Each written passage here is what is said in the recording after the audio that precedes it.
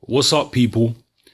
What you can see on screen right now is the latest IBF heavyweight rankings. And the reason why I've got a picture of these rankings up is because this top 15 you can see right here are the opponents that Anthony Joshua and his team have got to choose from for his voluntary defenses, for his first voluntary defense, because the rankings may change by the time of his second voluntary defense if his first one is successful. Now, based on his top 15, which he has to choose from, the number 1 and 2 positions are on field at the moment. So we go down to number 3. Erkan Tepe is currently out of commission because he's being investigated for drug use. So forget about Tepe. Carlos Takam and Joseph Parker are number 4 and 5. They're going to be fighting each other in a final eliminator. So neither of them will be available for Joshua's first defense. Then we move down to Kubrat Pulev. Well, he's going to be fighting Derek Chisora, who's in at number 8. So neither of them are going to be available for Joshua's first defense. And in between them, number 7, Glaskov, he's out injured. So out of the top 15, the first guy who may be available for Joshua's first defense is number 9, Andy Ruiz. I haven't heard much about Eddie Hearn. I haven't heard Eddie Hearn talk anything really, not even much. I haven't heard him talk anything about Andy Ruiz. Hasn't mentioned him at all, which is interesting. So we move down to number 10, Charles Martin. Well, Joshua's just beat him. Number 11 is Johan Dupar. And yes, I know I'm butchering the name, but that's how I'm going to pronounce it. Now, I personally think that out of the available contenders, Johan Dupar is the best choice. Okay, I'll come back to him in a second. Number 12 is David Haye. Now, David Haye's interesting. We know that he wants to fight Joshua, but would he cancel his own show next month in order to fight Joshua instead? Ordinarily, you would say definitely he would cancel his own show to fight Joshua. He'd jump at that opportunity. But it is my contention that David Haye is not fighting on Sky and he's not fighting on Box Nation because he's pulled out. Well, particularly Sky anyway. He's not fighting on Sky because he's pulled out of so many fights that Sky and many broadcasters have lost faith in him. And that's why they won't put him on Sky yet. That's my personal belief. Okay, I don't think him fighting on terrestrial TV has got anything to do with him giving back to the fans or anything like that. I think it's to do with the broadcasters not having any faith in him because of all the pullouts with dubious injuries. Remember Manuel Char, right? You go back to Vitaly Klitschko. He pulled out of a first proposed fight with Vitaly Klitschko, or a proposed fight with Vitaly Klitschko back in the Setanta days. He's pulled out so many times, twice against Tyson Fury, obviously. So he knows that there are people within the industry, within the boxing industry, and, you know, broadcasters and whatnot who've lost faith in him. So would he want to exacerbate that problem of all these broadcasters turning their backs on him? Would he want to exacerbate that problem by pulling out yet again of a fight? You know, the O2 Arena coming up. Would he pull out of that yet again and upset loads of people yet again? It's, you know, questionable whether he would do that. He's probably just going to want to go ahead and have his fight and then say, okay, I'll fight Joshua after that. So let's just say David Haye's out of the running. We move down to number 13, Dominic Breazeale. He's an undefeated American. In his last fight, he beat Amir Mansour, but it was interesting circumstances because he was actually losing that fight. He got dropped quite heavily, but he did obviously land some decent shots because Amir Mansour suffered serious lacerations in his mouth. And due to those lacerations in his mouth, he had to pull out of the fight. So yeah, Breazeale, he's very limited. He's a very big guy. He's like 6'7", something like that. He's fairly young. He was in the Olympics, and he's very, very limited in terms of skills. Not very quick or anything like that. But one thing or a couple of things he did show in the Mansour fight, he showed heart and he showed mental toughness, because when he was dropped heavily, and remember, this is a new experience for him as a professional. He was dropped heavily, but he didn't look panicked. He didn't look anxious at all. He just got back up and continued fighting even harder. So he does have heart, even though his skills and abilities are very limited. He's just a big guy who can punch a bit, but there's not really that much there. Anyway, then we move down to number 14, Eric Molina. This seems to be a guy who is the front runner from what Eddie Hearn's saying at the moment. This seems to be a front runner. He's constantly mentioning Eric Molina. Right, the two guys he's mentioning most are Brazil and Molina. And I've got a horrible feeling Eric Molina is going to be the guy he ends up picking, but we'll see. Now, Molina, he's had 3 fights which you may know about. The first one you may know about is the fight that he had with Chris Arreola, where he got knocked out in the first round against Chris Arreola a couple of years ago. Then he fought Deontay Wilder, and that fight went, 10 rounds, 9 rounds, something like that. I can't remember how many rounds it went, 8 rounds maybe.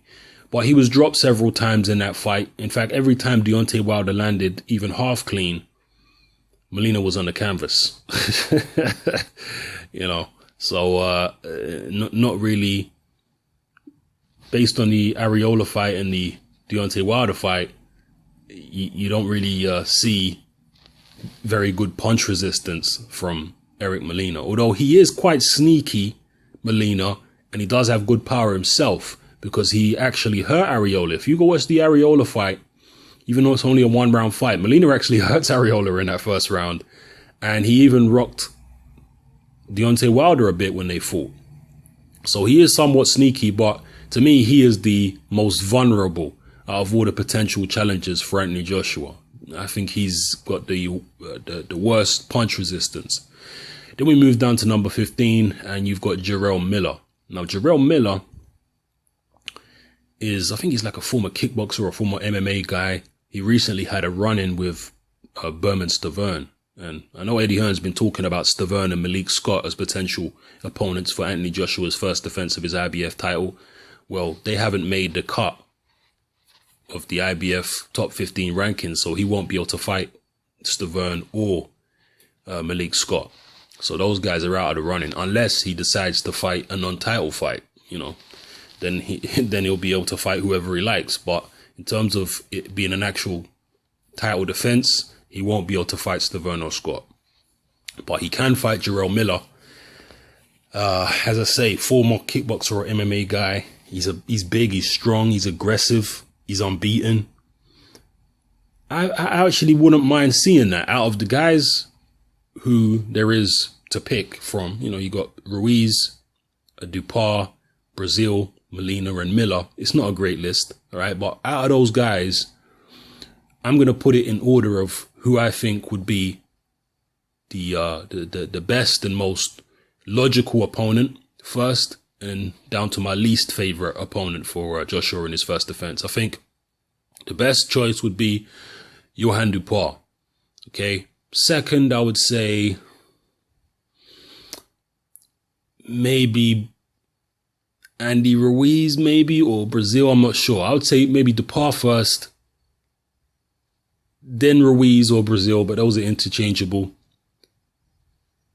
Then Miller, then Molina, maybe something like that. Or you maybe even put Miller above Brazil.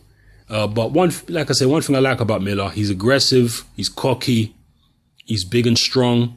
He's not like 6'6", 6'7" like Brazil or Anthony Joshua. I think he's around, 6'3", something like that, 6'4". But he's a strong guy. It might be Jarrell Miller against Joshua might end up being Dillian Whyte all over again. Okay. I don't really know how good Jarrell Miller is yet, but he's certainly got the Dillian Whyte type attitude. All right. This is a guy who turned up at Berman Stavern's gym recently to just have a fight with him, and it nearly got ugly. So that's the kind of character he is.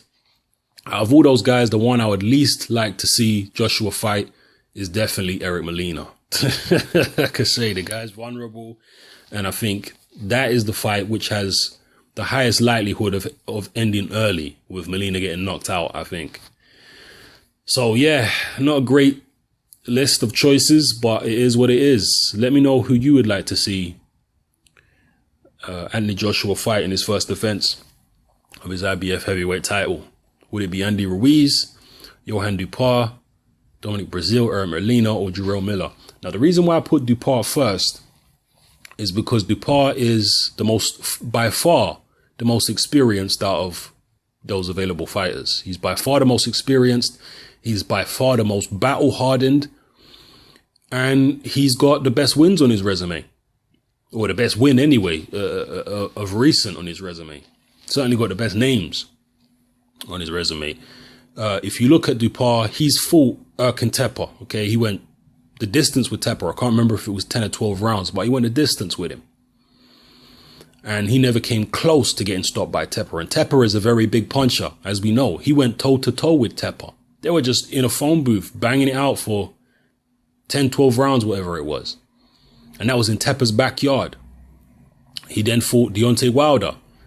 And he went, I believe, 11 rounds with Wilder. And he pushed Wilder all the way. You know, and he fought in Wilder's backyard. No problem going to people's backyards, and he don't freeze.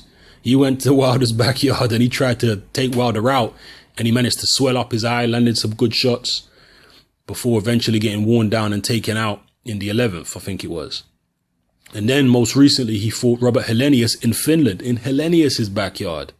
And once again, he did a similar job to, or he employed similar tactics against Helenius that he employed against Wilder. But against Helenius, it was more effective. Helenius is not as fast as Wilder, couldn't get out of the way.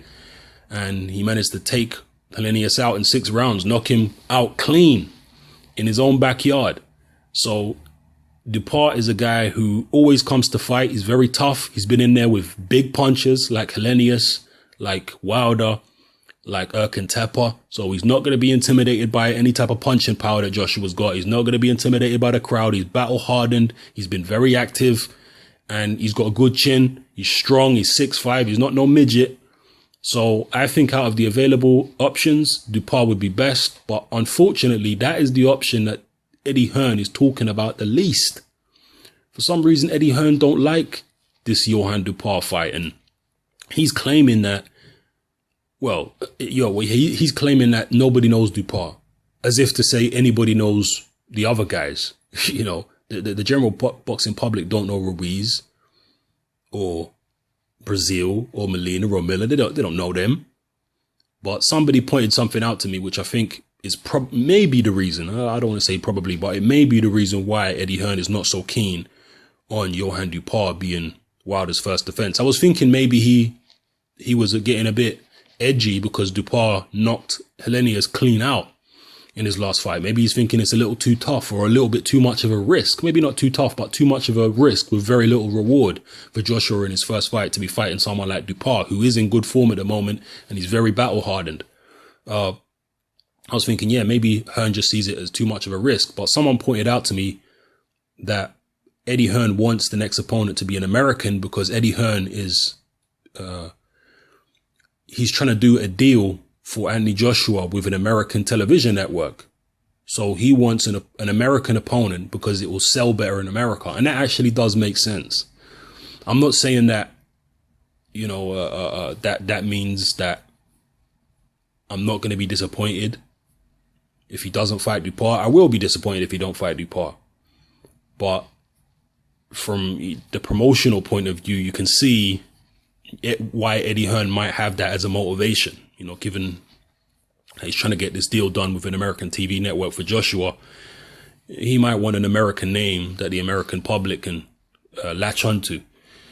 Now, the American names, in terms of somebody who's actually got a fan base, I would say Andy Ruiz has got the biggest fan base out of those American names I mentioned. Not like he's got a massive fan base, he don't, but I think he's got a bigger fan base than the rest of them. He's kind of like the new Chris Arreola, if you ain't seen him, just with quicker hands. I think that might be Eddie Hearn's rationale for wanting to pick an American opponent rather than Johann Dupar, which is disappointing.